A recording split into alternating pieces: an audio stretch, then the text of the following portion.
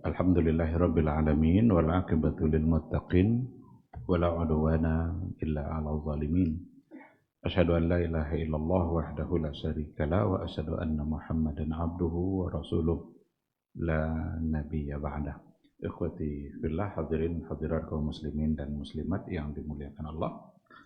Setelah kita melaksanakan salat Isya, kita kembali kepada materi kita. Dan insya Allah nanti kita berikan porsi untuk bertanya jawab.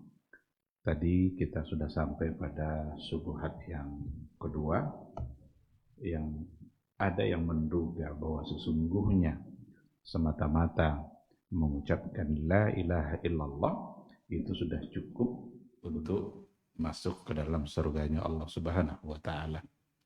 Apa yang telah dilakukan setelah itu, maka bukanlah sesuatu yang bisa merusak la ilaha illallah. Itu tentu saja sesuatu yang tidak benar, karena orang-orang munafik itu juga mengucapkan la ilaha illallah, tapi ternyata terancam untuk masuk neraka, bahkan fit darkil asfali minan nar, berada di neraka yang keraknya di paling bawah. Kita masuk pada syubhat yang ketiga. Syubhat yang ketiga adalah da'wahum annahu la yaqa'u fi hadhil ummatil muhammadiyah syirkun. Jadi dakwaan mereka bahwa sesungguhnya tidak lagi akan terjadi pada umat Muhammad sallallahu alaihi wasallam syirkun, satu bentuk kesyirikan. Wahum yaquluna la ilaha illallah Muhammadur Rasulullah. Sementara mereka mengucapkan la ilaha illallah Muhammadur Rasulullah. Jadi mereka yang telah mengucapkan itu maka tidak akan terdapat lagi padanya perbuatan syirik. Wa anna hadzal ladzi yumarisunahu indal adriha min ibadatil mauta wa du'aihim min dunillah la yusamma syirkan indahum. Bahwa sesungguhnya apa yang mereka biasa lakukan di kuburan-kuburan dalam bentuk ibadatil mauta, menyembah-nyembah orang yang sudah mati, menyembah dalam artian meminta doa dari yang sudah mati, menitipkan doa kepadanya biar dia menyampaikannya kepada Allah, atau mesti di samping kuburnya berdoa supaya cepat dikabulkan oleh Allah. Itu namanya ibadatil mauta. Atau sujud-sujud kepada kuburan. Ada enggak orang sujud kepada kuburan? Ada. Itu bagian dari penyembahan. Wa du'aihim min dunillah. Dan doa-doa mereka kepada selain Allah itu la yusamma syirkan indahum. Itu tidak disebut syirik dalam pandangan mereka.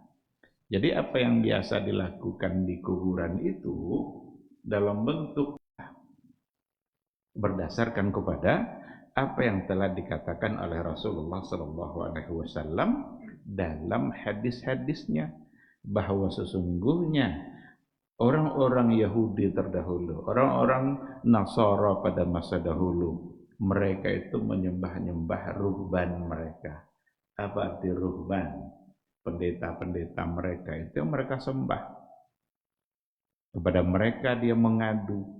Maka sesungguhnya Nabi kita sudah menyampaikan itu. Apa kata Rasul itu menggambarkan dalam hadisnya, nanti umat Nabi Muhammad ini, umat beliau, itu akan ada penyerupaannya terhadap Yahudi dan Nasrani. Dalam bentuk apa? Ittikhazuhum ahbarahum wa ruhbanahum arbaban min dunillah. Jadi Nabi menggambarkan bahwa ahlul kitab, Yahudi dan Nasrani, itu mereka menjadikan pendeta-pendeta mereka, orang-orang alim mereka, itu arbaban min dunillah, sebagai Rabb yang mereka sembah selain Allah. Dan Nabi mengatakan bahwa umatnya nanti akan menyerupai itu. Bahkan sempat juga Nabi mengatakan, la taqumus sa'atu, belum akan terjadi hari kiamat hatta yalhaqa sampai nanti orang-orang yang hidup di antara umatnya itu yalhaqa bil musyrikin. Mereka bergabung dengan orang-orang musyrik itu. Bergabung dengan orang-orang musyrik. Wa hatta ta'budu fi'atun min ummatihi al-awthan. Bahkan ada di antara umat Nabi sendiri tanpa dia menyadari sesungguhnya mereka telah menyembah al-awthan, patung-patung. Wa qad hadatsa fi hadzal ummah minasyirki, dan itu sudah terjadi. Qad hadas, sudah terjadi di antara umat ini seperti syirik-syirik seperti itu. Dan itu adalah sesuatu yang menyesatkan, tanpa disadari sudah terjadi. Nabi menggambarkan bahwa umat Nabi Muhammad itu nanti di akhir zaman itu akan bergabung dengan ahlul kitab, Yahudi dan Nasrani. Bahkan mereka terjebak kepada penyembahan patung mereka. Sekarang ini, itu pintu untuk ke sana sudah nampak sekali. Sangat terang sekali. Gimana orang azan di gereja, coba? Ada nggak? Sebagai imbalannya supaya dianggap nanti toleransi, diajak pula mereka baca Injil di masjid. Bukankah itu gambaran-gambaran dari umatku akan bergabung dengan orang-orang musyrik tanpa mereka menyadarinya. Dan ini adalah persoalan akidah, ini persoalan tauhid yang harus didudukkan. Nah, jadi dianggapnya bahwa perbuatan yang dilakukan di kubur-kubur itu bukanlah sebagai sebuah kesyirikan. Tidak syirik. Dan ternyata sebabnya kalau kita tengok penjelasannya para ulama, itu memang berawal dari bagaimana mereka memahami persoalan syirik dan tauhid itu dengan cara yang salah. Mereka tidak mampu untuk membedakan mana yang syirik dan mana yang tauhid. Seolah-olah syirik itu berhubungan dengan rububiyah. Coba kita dengarkan apa yang dikatakan oleh Syekhul Islam Ibn Taimiyah. Dikatakan oleh beliau, fa inna ammatal mutakallimin, sesungguhnya ammatal mutakallimin, pada umumnya ahlul kalam. Mutakallimin itu ahlul kalam, orang-orang yang selalu memperbincangkan soal ketuhanan, memperdebatkan Allah. Padahal Allah bukan untuk diperdebatkan. Akhirnya itu yang diperdebatkannya. Amatahum, secara umum mereka itu, yang mereka yakini tauhid itu dalam kitab-kitab ahlul kalam itu adalah ayyaj'alut tauhida salasata anwa'. Mereka menjadikan tauhid itu fokusnya pada 3 perkara. Fayaquluna, lalu mereka mengatakan yang tauhid itu, kata ahlul kalam itu, ini awal dari kesalahan itu. Wahid fi dzatihi, Allah itu esa pada zatnya. Wa wahid fi sifatihi, Allah itu esa pula dalam sifatnya. Wa wahidun fi af'alihi la syarika lahu, dan satu dalam af'alnya. Tidak ada yang af'al yang sama dengan perbuatan Allah. La syarika lahu, tidak ada satu berbentuk kesyirikan. Af'al itu seperti Allah yang menciptakan alam, Allah yang mengatur isi dunia ini, matahari beredar, bintang-bintang, bulan terbit pula untuk menerangi, berbagai macam bentuk makhluk Allah di langit sana. Itu semua Allah yang mengaturnya. La syarika lahu. Jadi wahid fi af'al, esa dalam perbuatan Allah. Lalu kata Syekhul Islam, wa ashharul anwa'is salasa indahum huwas salis. Dan yang paling masyhur dari tiga bagian tadi itu, yang paling masyhur di kalangan mereka adalah yang ketiga, huwa tauhidul af'al, yaitu mengesahkan Allah dalam perbuatan, anna khaliqal alam wahid. Dan mereka menganggap yazunnuna anna hadza huwa tauhidul matlub wa anna hadza huwa ma'na qaulina la ilaha illallah. Jadi mereka menganggap Yang tauhid itu intinya ada pada tauhidul af'al, mengesahkan Allah dalam perbuatannya. Dan itulah tauhid sesungguhnya yang kita diminta untuk diyakini. Dan itu pula lah menurut mereka makna dari kata-kata la ilaha illallah. Tapi itu salah. Karena af'al itu hubungannya nanti dengan rububiyah. Tauhid rububiyah, mentauhidkan Allah dalam perbuatan-perbuatannya. Sedangkan la ilaha illallah itu adalah tauhid uluhiyah. Mereka kan tidak kenal dengan tauhid rububiyah, uluhiyah, asma wa sifat. Bahkan cenderung menolak. Kata mereka tidak ada itu pembagian tiga tauhid itu trinitas itu. Dianggap pula itu sama dengan trinitas. Diduga pula bahwa tiga tauhid rububiyah, uluhiyah, asma wa sifat itu dibuat dari Ibnu Taimiyah aja dunia. Benar tak kita mendengar hal yang seperti itu? Banyak yang menyebarkan isu subhat seperti itu. Nah, jadi tidak ada bagi mereka istilah uluhiyah, padahal la ilaha illallah itu hubungannya dengan tauhidul uluhiyah, dan itulah tauhid yang sesungguhnya. Karena kalau sekadar meyakini tauhidul af'al, pahami baik-baik, sekadar meyakini tauhidul af'al, af'alnya Allah yang esa, rububiyah, bahwa Allah yang menciptakan alam, itu orang Quraisy percaya, diterimanya, yakin dia bahwa Allah yang menciptakan mereka, yakin dia bahwa Allah yang memberikan rezeki mereka. Tapi keyakinan mereka terhadap af'al yang diesakan itu belum membuat mereka menjadi muslim. Yang membuat menjadi muslim itu yang sesungguhnya bukan berhenti pada tauhidur rububiyah. Setelah tauhidur rububiyah harus diikutkan dengan tauhidur uluhiyah. Karena ketika kita sudah meyakini bahwa Allah yang menciptakan alam, dialah yang pantas untuk disembah, maka harus diikutkan dengan tauhidul uluhiyah dengan ucapan la ilaha illallah. Tidak ada ilah yang pantas disembah kecuali hanya Allah. Inilah yang tidak mau diucapkan oleh orang-orang jahiliyah dulu. Kalau sekadar mengatakan Allah khaliq, Allah razik, kan ayat ada bilang wala in sa'altahum man khalaqas samawati wal ardh. Kalau ditanya mereka itu, siapa yang menciptakan langit dan bumi? Apa jawaban mereka? La yaqulunna Allah. Mereka berkata, Allah. Kalau ditanya, man khalaqahum? Siapa yang menciptakan mereka? La yaqulunna Allah. Mereka jawab, Allah. Ditanya, siapa yang menurunkan hujan dari langit? Lalu tumbuhlah tanam-tanaman itu. Jawabannya sama, la yaqulunna Allah. Tapi itu semua rububiyah. Meyakini itu saja, berhenti sampai di situ, belum membuat mereka menjadi muslim. Tetap saja mereka jahiliyah dan mereka tidak muslim. Maka nama-nama orang jahiliyah dulu banyak, Abdullah. Nama-nama orang jahiliyah banyak sekali Abdullah. Bahkan sahabat ada lebih 300 orang yang namanya Abdullah.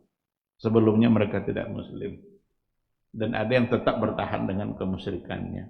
Apa arti Abdullah? Hamba? Berarti apa? Ya, bahasa Allah menciptakannya? Yakin mereka. Yang tidak ada pada mereka apa? Bahwa dia yang mencipta itu, dia jugalah yang ditaati. Kepada dia jugalah kita memohon. Dia juga lah yang harus kita sembah. Kita kalau beribadah untuk dia, itu yang tidak ada pada orang jahiliyah. Maka yang membuat muslim seseorang ketika mengucapkan la ilaha illallah. Saya punya sebuah buku tipis, Tajrid at-Tauhidil Mufid, ditulis oleh Syekh Al-Muqrizi Asy-Syafi'i. Apa katanya di situ? Kalau seseorang mengucapkan la rabba illallah, belum muslim. Kapan baru muslim? La ilaha illallah. Jadi kalau diucapkannya la rabba illallah, belum cukup. Maka boleh tidak kita ganti azan itu? Asyhadu an la rabba illallah. Boleh? Tidak boleh. Karena mengakui la ilaha illallah, nggak ada yang pantas disembah. Ilah itu maknanya ma'budun bihaq, muta'an bihaq. Yang ditaati, yang dicintai, yang diibadahi, yang disembah secara benar hanya Allah. Kalau itu yang diucapkannya, barulah dia menjadi seorang muslim. Nah, maka sebuah yang ketiga ini mereka mengatakan kalau sudah diucapkannya la ilaha illallah Muhammadur Rasulullah, jadilah seorang muslim. Sampai di situ betul. Tetapi ketika mereka melakukan sesuatu yang salah di kuburan-kuburan para wali, lalu dianggap itu tidak syirik. Sini salahnya. Karena syirik bagi mereka berhubungan dengan tauhidul af'al. Ketika ada orang menganggap bahwa ada pencipta selain Allah, baru syirik. Sekarang siapa yang menganggap ada yang lain menciptakan alam selain Allah? Kalau begitu tidak ada orang syirik nanti di dunia ini. Karena orang yakin bahwa pencipta ini, alam ini hanya Allah. Maka persoalan syirik yang paling asasi harus dijaga bukan hanya persoalan tauhidul af'al, tapi pada tauhidul uluhiyah. Ketika dia sudah menyembah selain Allah, dan menyembah dalam artian seperti yang digambarkan juga oleh Rasulullah SAW, bukan hanya sekedar sujud-sujud saja. Karena Adi ibnu Hatim bilang, ya Rasulullah, mereka tidak sembah-sembah itu pendeta-pendeta mereka itu. Jadi dia setelah pulang dari Syam atau Yaman, dia datang ke Madinah karena nampak oleh Adi ibnu Hatim itu orang-orang sana itu sujud-sujud kepada pendeta-pendetanya itu. Sampai di Madinah dia ingin pula menghormati Nabi, maka sujud dia ke Nabi sampai di Madinah. Adi angkat kepalanya oleh Rasul, ya Adi jangan lakukan itu hanya pantas untuk Allah. Sementara orang-orang sana menghormati pendeta-pendetanya dengan cara seperti itu. Lalu kata Adi, mereka tidak menyembah-nyembahnya ya Rasulullah. Bukankah mereka menghalalkan apa yang mereka halalkan? Bukankah mereka ikut mengharamkan apa yang mereka haramkan juga? Jadi halal haram itu tidak lagi oleh Allah dan Rasul, tapi oleh pendeta mereka. Iya katanya, itulah yang menyembah itu. Itulah makna dari menyembah. Melakukan sesuatu yang untuk menghormatinya, tetapi dilarang ternyata dalam pandangan agama. Nah, oleh karena itu dugaan bahwa perbuatan tadi tidak salah, tidak menyimpang, tidak syirik, maka tidak dapat dibenarkan. Dan dugaan itu memang berawal dari kesalahan mereka dalam memahami syirik. Maka wallahu alam, saya mohon maaf, saya ingin mengatakan bahwa mengenal Allah melalui sifat 20 tidak menghindarkan kita dari syirik. Coba cari poin mana dari 20 sifat itu yang melarang itu syirik. Paling ada nanti wahdaniyah. Kan ada sifat Allah wahdaniyah. Ada wujud, nanti wahdaniyah. Wahdaniyah dibagi pada yang 3 tadi. Wahid fil dzat, wahid fil sifat, wahid fil af'al. Satu pada zat, satu pada sifat, satu pada af'al. Lalu yang memberikan gambaran tentang bahaya syirik, bahwa ini syirik, ini tidak, dari situ mana? Sampai orang-orang beribadah di kuburan pun bagi mereka tidak syirik. Karena mereka tetap menganggap Allah sebagai pencipta. Karena wahid bil af'al. Tidak membuat kita jauh dari perbuatan syirik. Yang akan membuat kita jauh dari perbuatan syirik ketika tauhid itu dibagi-bagi kepada rububiyah, uluhiyah, asma wa sifat. Itu jelas konsepnya. Rububiyah mentauhidkan Allah dalam perbuatannya, sama seperti tadi. Uluhiyah mentauhidkan Allah dalam ibadah kita. Sehingga kalau kita beribadah tidak untuk Allah pasti syirik. Nanti tauhid pada asma wa sifat. Intinya yang akan menghindarkan kita dari syirik itu dari tauhidul uluhiyah. Maka para ulama mengistilahkan juga dengan tauhidul ibadah. Mentauhidkan Allah dalam ibadah. Coba cek nanti orang-orang yang menganggap bahwa keliling-keliling di kuburan meminta kepada ahli kubur, itu pasti mereka menolak 3 tauhid, rububiyah, uluhiyah, asma wa sifat. Dan kebanyakan mereka adalah mengenali Allah melalui sifat 20. Sufikah, tarikatkah, mutakallimin, ahlul kalam. Coba buktikan. Ketika mereka sudah belajar mana rububiyah, mana uluhiyah, insya Allah akan selamat dari perbuatan syirik. Karena meminta kepada ahlul kubur,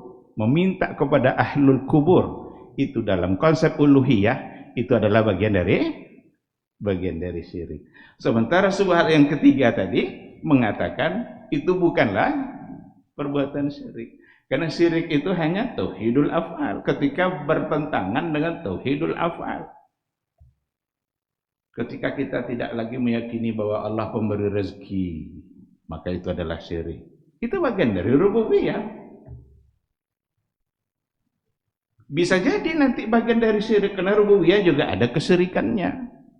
Jadi ada syirik yang berhubungan dengan rububiyah, ada kesyirikan yang berhubungan dengan uluhiyah. Jadi syirik itu bisa masuk pada rububiyah, bisa masuk pada uluhiyah. Yang uluhiyah inilah yang harus dipahami secara baik. Maka berdoa kepada ahlul kubur itu bagian dari syirik yang berhubungan dengan uluhiyah. Karena doa hanya boleh diberikan kepada Allah, untuk Allah, kepada Allah kita berdoa. Adapun meminta kepada ahlul kubur itu satu perbuatan yang salah. Oleh karena itulah kita dengarkan juga penjelasannya. Kalau sebagian Asy'ariyah mengatakan bertawassul dengan orang-orang soleh itu bukan persoalan akidah, itu masalah fikih. Ada mereka menganggap seperti itu. Ini masalah fikih, dan fikih itu boleh-boleh saja kalau berbeda. Bukankah ini adalah bagian dari cara beribadah? Cara beribadah kan bagian dari fikih, sama dengan sholat. Sebenarnya persoalan tawassul itu bukan sekedar masalah fikih, tapi masalah tauhid. Karena mengharuskan membawa nama-nama orang soleh dalam doa kita, dan meyakini bahwa akan semakin cepat doa itu dikabulkan kalau seandainya dibawa nama orang-orang saleh. Abdul Qadir Jilani kah, inikah namanya, mesti disebut. Itu tawassul. Dan tawassul seperti itu bagian dari tawassul mamnu, yang dilarang. Karena yang dibolehkan itu hanya kalau seandainya kita minta didoakan oleh orang-orang soleh yang masih hidup. Kalau masih hidup, silahkan minta doa dari dia, tolong doakan. Ada kawan kita pergi umroh umpamanya, jangan lupa ya doakan dan tibosita.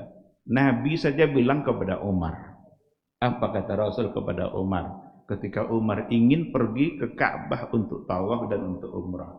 Apa kata Rasul? Ya Umar, la tansana min salihi du'aik. Jangan lupakan kami dari doa-doa baik kamu. Berarti Nabi minta jangan lupakan kami kalau berdoa. Itu boleh, karena orangnya masih hidup. Kalau sudah mati, gimana cara mengkhitab orang yang sudah mati? Jangankan orang sudah mati, orang yang masih hidup tapi tidak ada depan awak, tidak gaib, ada pada tempat yang jauh. Umpama guru awak Ada guru yang paling alim, tapi nyetan mau di Palembang mau. Ada doa ke si kasapkah, wak sabuknya, wahai guruku, tolong doan dan bisa? Ndak, masih hidup itu kan?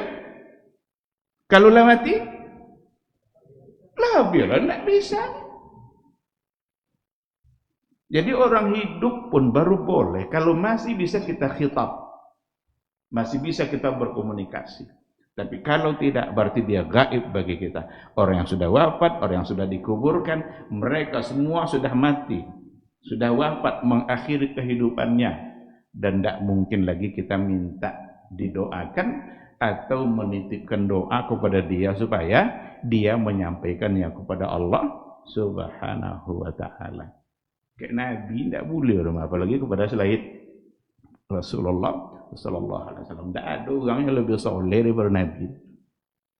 Kepada Nabi saja itu menjadi terlarang, apalagi kepada selain Rasulullah Sallallahu Alaihi Wasallam. Jadi ikhwati fillah, poin yang ketiga ini, itulah ketika sudah mengucapkan la ilaha illallah, mereka menduga umat Muhammad ini tidak akan terjebak lagi kepada kesyirikan. Adapun yang mereka lakukan di kubur-kubur itu bukanlah sebagai perbuatan syirik. Kenapa tadi bisa salah? Karena kesalahan mereka dalam mendefinisikan syirik itu. Karena mereka hanya menghubungkan syirik dengan tauhidul af'al. Jadi tauhid hanya dibagi tiga. Zat, sifat, af'al. Tiga aja, Bu. Trinitas itu tibur kan? Ini tiga ya rumah. Sementara ketika dibagi rububiyah, uluhiyah, asma wa sifat, tiga aja kan? Tapi itu benar berdasarkan Al-Quran, berdasarkan istiqra, berdasarkan penelusuran dalil-dalil yang ada. Ikhwati fillah, tinggal pada poin yang terakhir sedikit saya ingin ambil waktunya. Lah ambil jauh ketua. Hanya sekian aja judul kan. Pada poin yang keempat di antara subhatnya adalah innahum yaquluna annal awliya was salihin lahum makanatun 'indallah wa nahnu nas'alullaha bijahihim wa makanatihim. Kenapa mereka bisa seperti itu kepada orang-orang yang sudah mati, pada kiai-kiai, habib-habib yang telah wafat itu? Kenapa mereka bisa menghormati seperti itu? Karena mereka mengatakan bahwa mereka itu adalah para wali-wali Allah, orang-orang soleh yang mereka punya makanah indallah, punya kedudukan di sisi Allah. Wa nahnu nas'alullah, dan kita meminta kepada Allah bijahihim wa makanatihim, dengan perantara kemuliaan dan kedudukan mereka itu. Ini orang dokek kalau Ta'ala mah tentu. Kalau dokek ke pejabat, titik perposalan itu capek. Tapi kalau tidak titik ke orang dokek-dokek pejabat, akan buang perposalan, tadi baca, atau tidak. Berarti menyamakan Allah dengan pejabat. Ya tidak boleh jadi sama, tapi dalam hal itu jadi sama. Allah tidak seperti itu. Memohon kepada Allah tidak perlu perantara. Oh Pak Ustadz, kami kok banyak dosa, malu langsung meminta kepada Allah Ta'ala. Perlu ada perantara. Itu pemikiran yang salah. Ketika ada orang labajibun dosa, bejibun, apa pokoknya bejibun itu. Tapi datang dia mengetuk pintu taubatnya Allah secara langsung dengan hati yang jujur. Diteteskannya air matanya. Jangan-jangan lebih dulu doa dia yang diterima daripada orang-orang soleh tadi. Maka tidak ada penghalang untuk kita langsung meminta kepada Allah. Tidak ada istilah minder. Ini karena banyak dosa, lalu perlu ada orang-orang dekat dengan Allah. Perlu disebut-sebut namanya. Tidak perlu. Langsung saja minta, ya Allah. Allah kalau sudah disebut namanya oleh seseorang, lalu meminta, apa kata Rasul? Allah malu untuk tidak mengabulkan doa seorang hamba.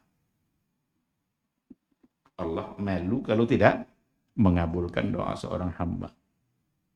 Nah, tapi kalau sebut Allah malu, tidak boleh lah kena takwil lah bukan. Ya Allah, tidak boleh gembira, tidak boleh malu, tidak boleh wangi, tidak boleh cinta. Nya ayat menyebutnya saudara hadis Nabi. Tapi kalau ahlu takwil, deklah takwil jo subuhat di kepala roh. Segala sesuatu nanti kalau seolah-olah mirip jawab akan tidak ada janji. Farihallahu bi taubati abdi. Allah bergembira dengan taubatnya seorang hamba. Berarti Allah bergembira. Ada sifat Allah bergembira, itu sifat fi'linya Allah. Allah malu kalau tidak menerima doa, mengabulkan doa. Bahkan ada dalam hadis Nabi, Allah cemburu katanya, kata Rasul. Kan ada hadis kan. Nah yang begini-begini ini, imani, percayanya Rasul menyebut, dan Rasul tidak pernah bohong.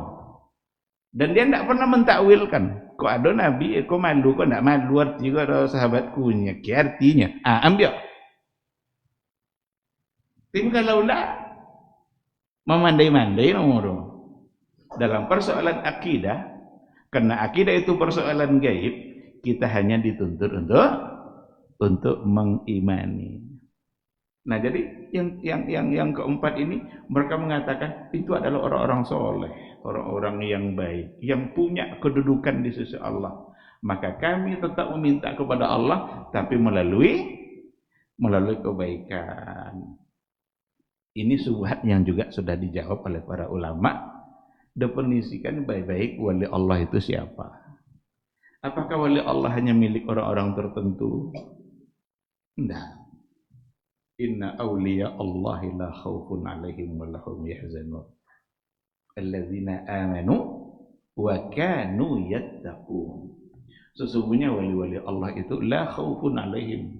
Tidak ada rasa takut kecuali hanya untuk Allah, dan mereka tidak merasa sedih. Siapa yang wali Allah itu? Alladzina amanu. Mereka, maka yang beriman, wa kanu yattaqun, dan mereka bertakwa. Kita ini semuanya wali Allah kalau kita beriman. Kalau semuanya wali Allah, tidak perlu wali-wali khusus tadi lalu. Buat apa kita menghina diri kita di hadapan kubur yang tayo ada yang dalam tenda? Ada satu kubur yang juga dibuat-buatkan, itu kubur wali. Kasan tidak ada isi dalam dulu. Dan dijadikan bisnis untuk mendapatkan uangnya. Kalau datang kaki tidak takabul doa, kalau tidak bayar sumbangan doa. Akhirnya jadi bisnis. Dan banyak terjadi seperti itu. Ini jangan sampai merusak masyarakat. Jangan sampai ke awak anda aja itu. Di negara kita mana-mana kan ada yang seperti itu. Dibuat-buatkan seolah-olah itu adalah kubur wali. Doa terkabulkan kalau sampai di situ. Tapi sebelum balik tinggal sekali. Kalau tidak terkabul, tidak ada. Baiklah sekali sebulan dibuka kotak rupa, no ada binti. Atau datang orang yang mengatakan bahwa ini syirik, tentu wangi. Marah dia. Tersinggung belek.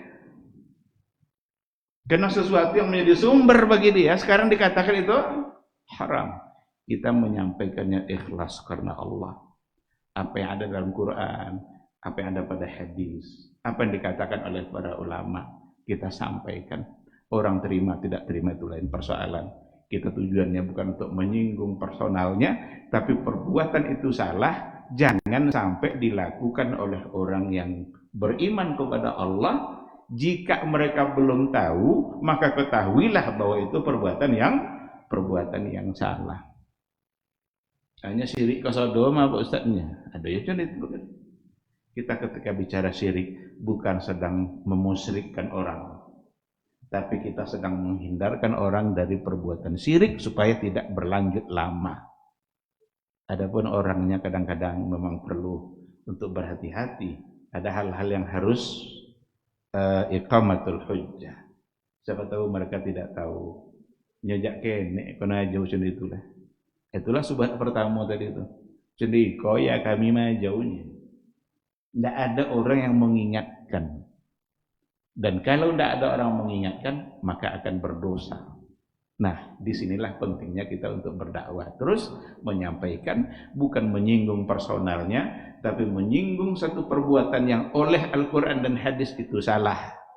Maka kita harus menyampaikan supaya banyak yang tersadarkan. Diterima atau tidak, itu urusan Allah Subhanahu wa Ta'ala yang memberikan hidayah. Jadi ini ukhwatullah, kalau memang semua kita adalah wali Allah, jika beriman kepada Allah dan bertakwa, maka semua kita berhak untuk berdoa langsung kepada Allah. Tidak perlu wali-wali khusus yang tadi itu. Karena itu adalah ternyata menggiring kita kepada perbuatan syirik. Itulah sebabnya kenapa Nabi kita melarang untuk jangan dibangun kuburan dunia. Jangan ditinggikan, jangan dibuat lampu-lampu. Itu dilarang deh. Karena itu bisa menjadi wasilah menuju kesyirikan. Orang tidak lagi sekedar berziarah, tapi mereka melakukan kesyirikan di dalam ziarahnya. Wallahu subhanahu wa ta'ala. Mohon maaf, sangat mohon maaf. 8.20. Saya kira kita cukupkan sampai di sini. Jangan buka pertanyaan Lena. Buka juga. Pas. Alhamdulillah. Pasnya. Demikian kajian kita pada malam hari ini. Mudah-mudahan bermanfaat. Semoga Allah selalu menjaga akidah kita, selalu menjauhkan kita dari perbuatan syirik, selalu memudahkan kita untuk istiqamah berada di atas sunnah Rasulnya, terkhusus di dalam tauhid yang diajarkan oleh Nabi kita yang mulia.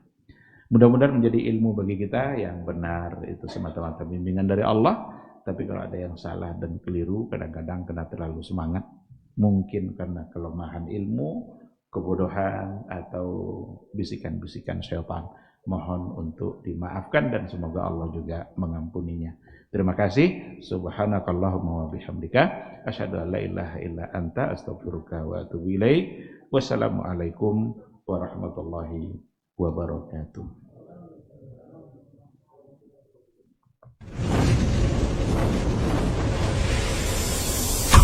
TV Sunnah, belajar agama baru alim.